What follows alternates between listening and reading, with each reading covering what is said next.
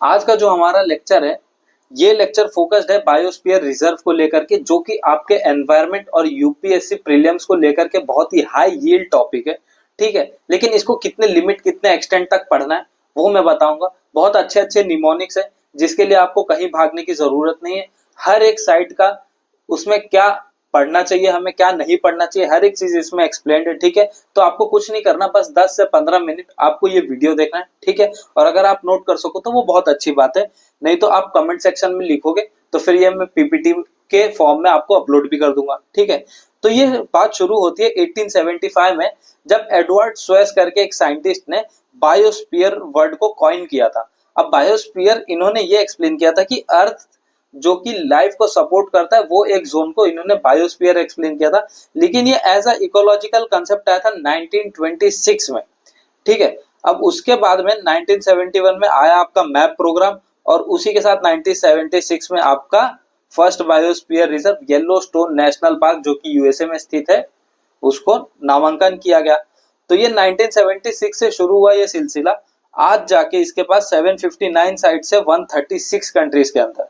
पहले स्थान पे आता है आपका स्पेन, सेकंड पे रशिया और थर्ड प्लेस पे चाइना आ रहा है। इंडिया है 9th पोजीशन पे 18 साइट्स के साथ में।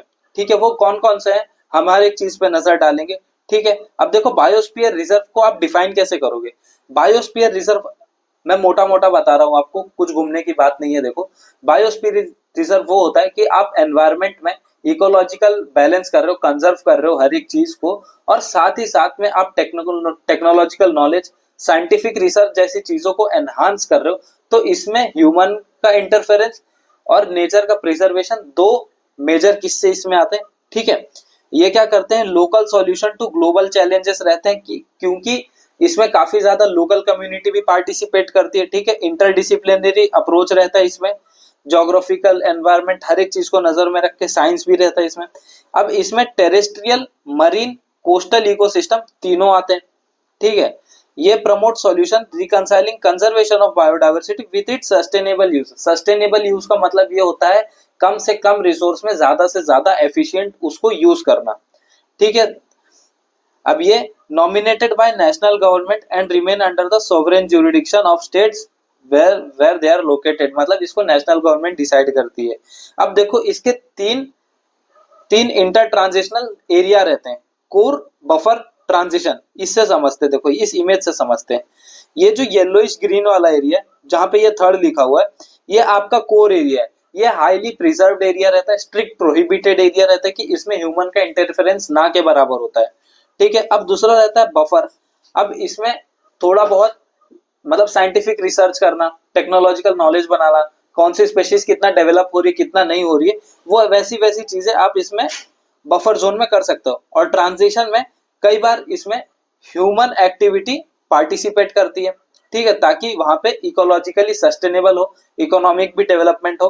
ठीक है, मतलब ऐसे कि लोकल कम्युनिटी इसमें अच्छा खासा पार्टिसिपेट कर सकती है। ठीक है, तो ये आप ऐसे समझ सकते हैं कि एज पर स्ट्रिक्टनेस इसको किया गया है। जो सबसे कोर में रहेगा, जो सबसे अंदर रहेगा, वो हाईली स्ट्रिक्टेड रहेगा, और बाहर वाला एकदम लीस्ट स्ट्रिक्टेड रहेगा।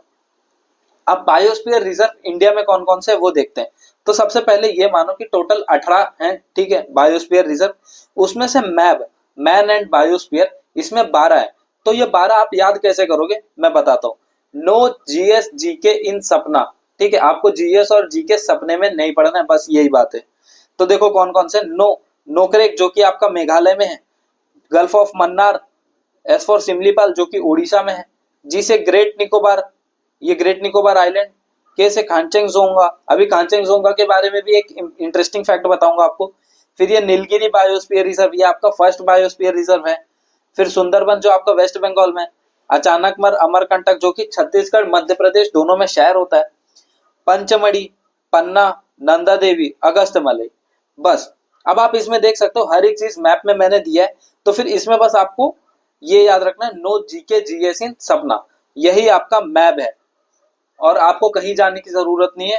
ठीक है, और इसमें ना यूनेस्को वर्ल्ड हेरिटेज साइट में दो नेचुरल साइट है, यूनेस्को की है, UNESCO world heritage site natural ऐसे लिख के आता है। तो कौन कौन से, एक सुंदरबन है और दूसरा मानस है।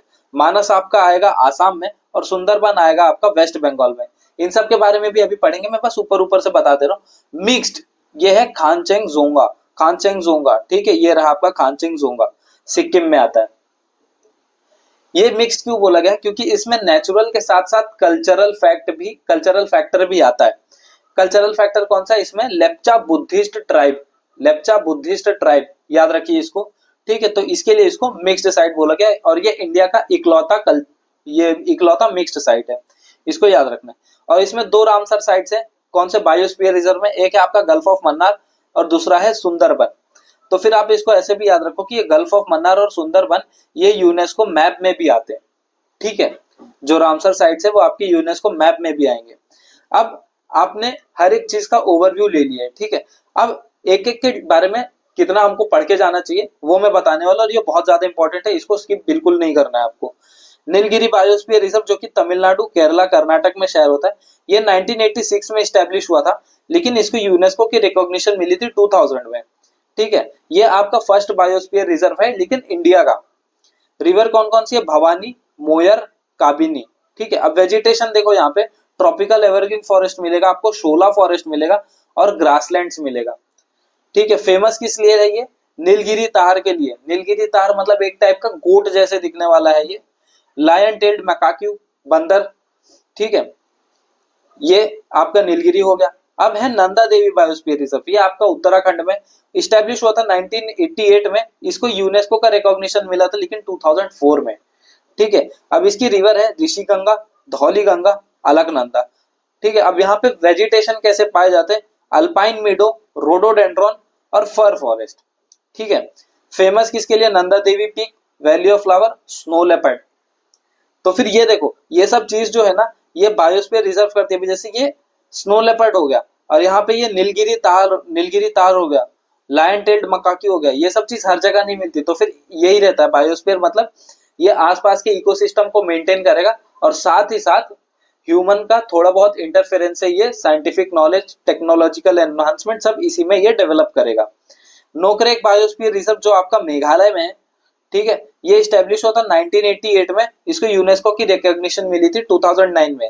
रिवर कौन कौन सी जाती है, सिमसांग, गनोल, रोंगबांग। अगर आपको हर एक चीज एस्टेब्लिशमेंट याद नहीं आ रहा, आप बस ये देखो कि यूनेस्को का रिकॉग्निशन कौन से ईयर में मिला है, ठीक है। वेजिटेशन यहाँ पे tropical moist deciduous forest, evergreen forest. Famous किस लिए, रेयर रेड पांडा, मेमांग नारंग जो कि एक सिट्रस फ्रूट है, सिट्रस फ्रूट जिसमें विटामिन सी पाया जाता है वो। Great Nicobar biosphere reserve, Andaman and Nicobar island, obviously ये 1989 में स्टैब्लिश हुआ, लेकिन इसको यूनेस्को रिकॉग्निशन बहुत लेट 2013 में मिला। रिवर कौन कौन सी है, गलातिया और एलेक्जेंड्रा। वेजिटेशन यहाँ पे मिलेगा आपको mangroves, tropical evergreen forest.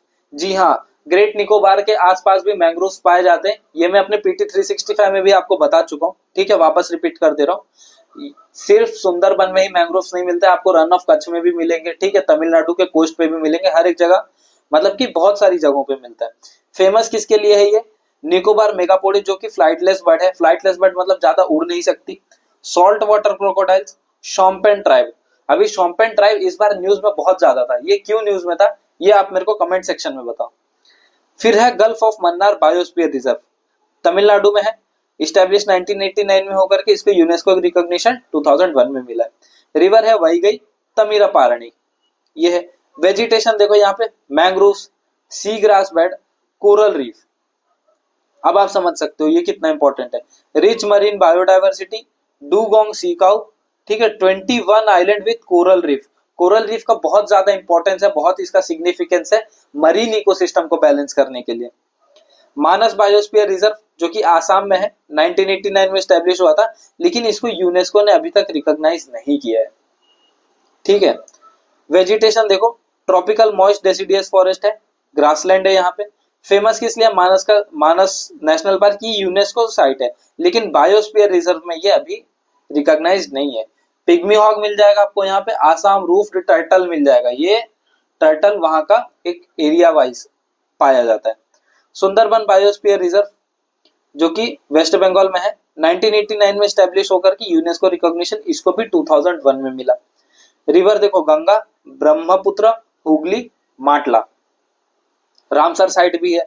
Vegetation site mangrove forest जो कि सुंडरी ट्रीज यहाँ पे बहुत बड़ा रोल प्ले करती है अपना। Famous largest mangrove forest in the world, royal Bengal tiger और सॉल्ट वाटर क्रोकोडाइल यहाँ पे भी पाए जाते हैं। सिमलीपाल बायोस्फीयर रिजर्व जो कि उड़ीसा में है, ये स्टैब्लिश हुआ था आपका 1994 में, लेकिन इसको यूनेस्को का रिकॉग्निशन मिला 2009 में। अभी रिवर यहाँ पे कौन सा, बूढ़बलंगा, बैतरनी, सुबर्ण रेखा, ये 3 मिलता है। और वेजिटेशन देखो कौन सा, साल फॉरेस्ट और ग्रासलैंड। फेमस किसके किसके लिए रहेगा, उड़ीसा बंगाल टाइगर के लिए रहेगा, वाइल्ड एलिफेंट, और यहाँ पे सिमलीपाल नेशनल पार्क, इसके लिए ये फेमस है। डिब्रू साइखोवा बायोस्फीयर रिजर्व, ये भी आसाम में पाया जाएगा। इस्टेब्लिशमेंट इसका हो गया था 1997 में, लेकिन इसको यूनेस्को का रिकॉग्निशन अभी तक नहीं मिला। रिवर कौन कौन सी है, ब्रह्मपुत्र, लोहित, डिब्रू, सारी की सारी ब्रह्मपुत्र ट्रिब्यूटरी है। Vegetation wetland, grassland, semi evergreen forest.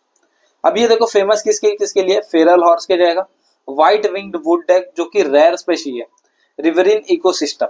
ठीक है, अभी जो रेयर स्पेशीज है ये काफी जगह, वैसे तो अक्सर कोर एरिया में भी ये सिचुएटेड रहते हैं। फिर डिहांग डिबांग बायोस्फीयर रिजर्व, ये अरुणाचल प्रदेश में आएगा आपका, 1998 में स्टैब्लिश हुआ था और यूनेस्को ने इसको अभी तक रिकॉग्नाइज नहीं किया है। रिवर कौन से, Dibang, Siang, Dihang, again Brahmaputra tributary. Vegetation देखो अल्पाइन फॉरेस्ट मिल जाएगा आपको, बम्बू, ओक, फर, ये मिल जाएगा। ठीक है, फेमस किसके किसके लिए, snow leopard, Mishmi hills, high altitude flora. ठीक है, अब पंचमढ़ी बायोस्फीयर रिजर्व मध्य प्रदेश में है। ठीक है, ये 1999 में स्टैब्लिश होता है और 2009 में इसको यूनेस्को का रिकॉग्निशन मिला था। रिवर कौन कौन सी है, डेनवा, सोन। वेजिटेशन आपको मॉइस्ट और ड्राई डेसिडियस फॉरेस्ट दोनों मिल जाएगा। टीक सल जैसे पेड़ मिलेंगे आपको यहाँ पे। फेमस है सतपुड़ा नेशनल पार्क के लिए, बोरी वाइल्ड लाइफ सेंचुरी के लिए और धूपगढ़ पीक के लिए। अब खान चेंग जोंगा, ये देखो ये सिक्किम में है, 2000 में स्टैब्लिश हुआ था और उसको 2018 में यूनेस्को का रिकॉग्निशन मिल गया है। ठीक है, ये आपका नेचुरल ये मिक्स्ड में आता है आपका, मैंने अभी जस्ट बताया, जिसमें नेचुरल और कल्चरल दोनों फैक्टर आते हैं। रिवर कौन कौन सी है, तीस्ता और रांगित। वेजिटेशन देखो आपको अल्पाइन ग्रास मिल जाएगा, श्रब रहेगा यहाँ पे, टेम्परेट ब्रॉड लीफ रहेगा, मिक्स्ड फॉरेस्ट रहेगा। फेमस किसके किसके लिए कि माउंट खानचेंगजुंगा जो कि वर्ल्ड का 3rd हाईएस्ट पीक है और रिच बायोडाइवर्सिटी है यहाँ पे। अगस्त्यमलाई बायोस्फीयर रिजर्व, अब ये आपका केरल और तमिलनाडु दोनों में है। ठीक है, स्टैब्लिश हुआ था आपका 2001 में और रिकॉग्निशन इसको 2016 में मिला था।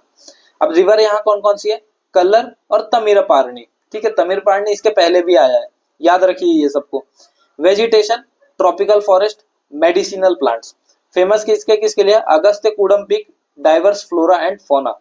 अब आते हैं अचानकमर अमरकंटक बायोस्फीयर रिजर्व पे, जो कि छत्तीसगढ़ मध्य प्रदेश दोनों की बाउंड्री शेयर करता है। स्टैब्लिश हुआ था 2005 में, लेकिन इसको यूनेस्को रिकॉग्निशन 2012 में मिला था। रिवर नर्मदा और सोन दोनों है। वेजिटेशन मॉइस्ट डेसिडियस फॉरेस्ट, सल, बम्बू, ये सब इसके वेजिटेशन है। और यहाँ पे नर्मदा रिवर का ओरिजिन होता है और ट्राइबल कल्चर यहाँ पे रिच है। इसका मतलब यहाँ पे लोकल कम्युनिटी का इसमें अच्छा खासा रोल है। Great run of Kutch biosphere reserve है, ये गुजरात में है, 2008 में स्टैब्लिश हुआ था और यूनेस्को ने अभी तक इसको रिकॉग्नाइज नहीं किया है। ठीक है, Luni seasonal, sparse grassland, thorn scrub इसके वेजिटेशन है।